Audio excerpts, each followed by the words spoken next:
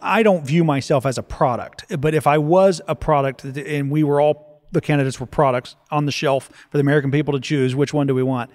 I do view that what they get with me that is different than all of the other candidates, regardless of party, is they get a fabric. They get a leader, a statesman that puts the country first.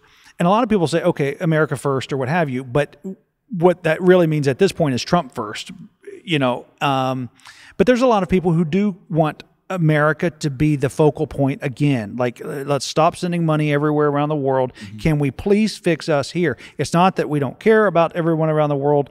It's that we just have so many problems here. We have to get our own house in order.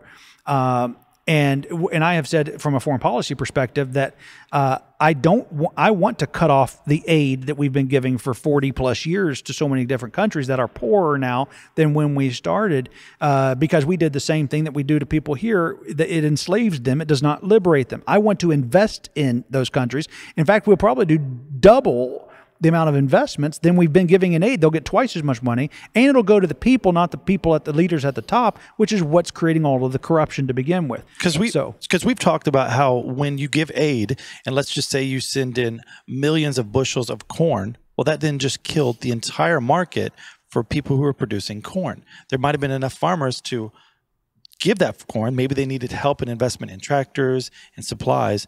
That's the difference. Well, and in many cases, it's bags of cash. Yeah. It's like pallets of cash too. Right. So like, I think, are you describing maybe more like work programs and training programs, kind of like what you did here in Africa? I think there's an element of that, but I really mean infrastructure. Okay. You know, it is roads and canals and nuclear plants, energy plants, you know, because how much of Africa is still in the dark, and they don't have the proper water, and they don't have stable electricity or services. If you want people to really flourish, they have to have this baseline of amenities with power, electricity, water, internet. Then the responsibility is on them for growing and flourishing and cohabitating in peace and so forth. And by the way, I still think that's part of our national security.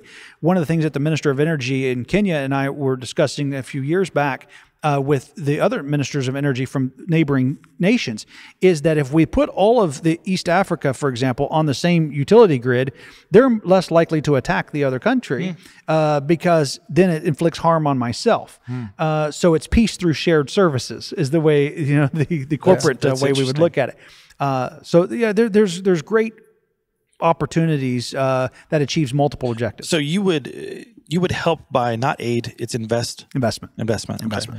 And you think we should stop giving so much money just out willy-nilly, especially when we have. If you were my son, is it better if I give you $1,000, or is it better if I invest $10,000 into a business that can set you free and make money? It's a no-brainer. No-brainer. And I get the $10,000 back. We all win much better in the long run than if I just give the money out. It's the exact same thing with aid to foreign countries. Hey, thanks for watching this clip. If you want to see the full podcast, be sure to click on the link in the description. And if you feel like it, hit subscribe.